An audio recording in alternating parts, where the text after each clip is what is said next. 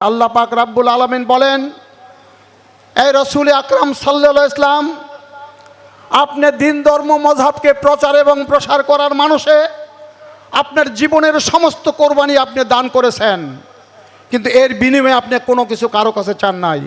আমি আল্লাহ আপনাকে বলছি, আপনি এখন বলে দেন সমস্ত পৃথিবীর বিশ্ববাসীকে,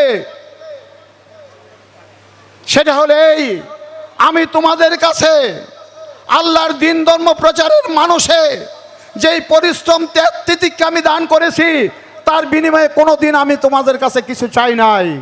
এখন আল্লাহ কর্তৃক আদিষ্ট হয়ে আমি তোমাদেরকে বলতেছি, তোমরা আমার আহলে বাইতে মহব্বত করবে। কোরআনুল কারিমে মহব্বত শব্দটা না, এর হচ্ছে মুয়াদ্দাত। মুয়াদ্দাত মানে কি? মহব্বতের সর্বশ্রেষ্ঠ মকাম, এরপরে মহব্বতের আর কোনো উরুজ নাই। মাছ যেরকম পানি ছাড়া এক মুহূর্ত থাকতে পারে না, মানুষ বাতাস ছাড়া এক মুহূর্ত বাঁচতে পারে না, মর্দে মোমেন আহলে বাইতের মহব্বত ছাড়া তারা এক মুহূর্ত বাঁচতে পারবে না।